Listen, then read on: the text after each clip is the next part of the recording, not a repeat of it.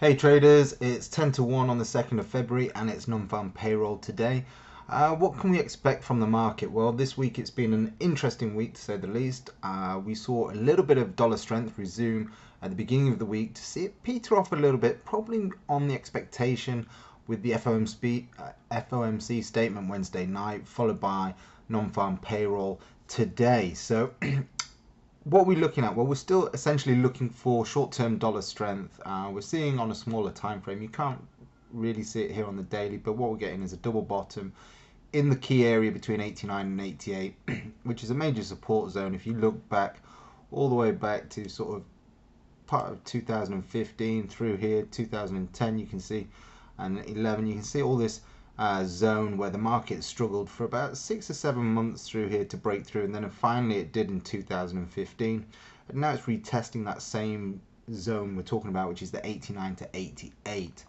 Now essentially we're looking at this market to take a rebound, especially if the numbers come in anywhere near anticipated today, so around the 180,000. If that comes in and average hourly earnings stay similar, and unemployment remains low, then we should see dollar strength up to about this 91 area. Between 90.5 and 91 is what we're looking for, and that should see a decline in euro, sterling, and a rally on dollar yen. They're the primary markets we're focusing on right now. There'll be an opportunity next week, I think, on Aussie dollar. We'll come to that chart in a moment.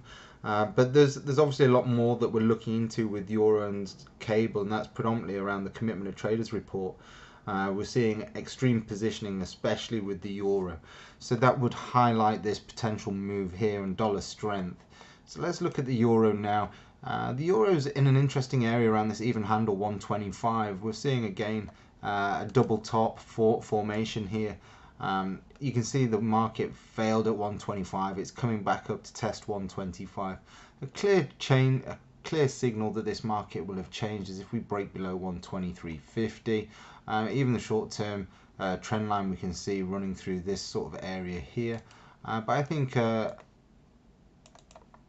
breakthrough 123.50 should see at least a pullback into 120.50, and potentially even further.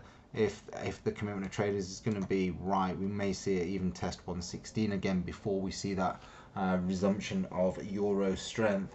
I think a lot of this will come down to depending where the spot price gets when we look at the dollar index. Looking at sterling right now, currently short off the 4-hour chart this morning.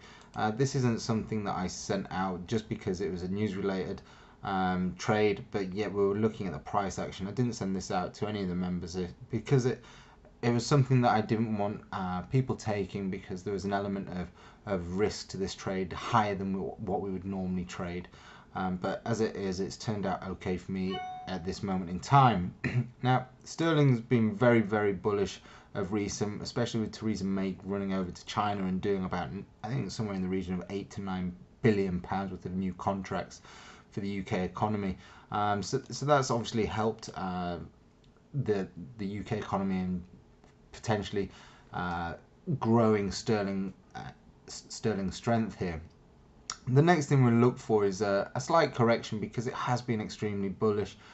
So I would expect a little correction before we may go on and break through this 143 barrier. So we'll look for a pullback, at least I would have thought maybe to 136, but 140 is going to be the primary target, where we saw buyers come back in, and then it'll be a matter of whether we're going to break through this longer term trend line here, and then we'll see the market push on higher towards 145. So a lot dependent here. It's one market that we could see today, especially if the numbers are good. We'll see a drop into 141s and then potentially 140s, and then it's at this zone here we'll be looking to see whether buyers resume or whether we're going to drop down to the 136.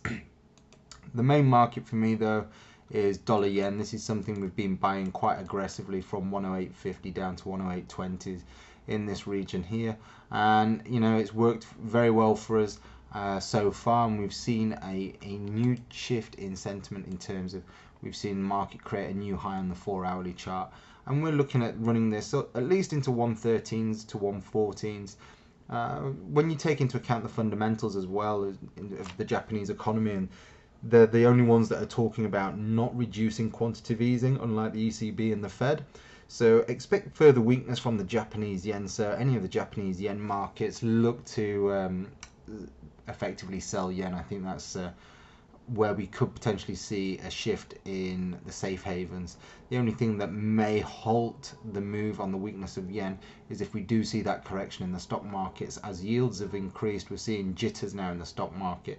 So is this halting the weakening of the yen at the minute? Who knows? So think about the risk on, risk off correlation. Okay, that's it pretty much from Trading Train and the Lifestyle Trader today. If you've got any questions about today's video or any content in the past, please drop a comment below. And if you do like the video, there's one way to let us know, and that's just by hitting like, subscribe and comment below. We look forward to producing more content for you next week. And have a great weekend, traders. And if you are trading non-farm payroll, please do it with the correct risk management in place. And if you don't know what you're doing, please don't trade through non-farm payroll. Bye bye.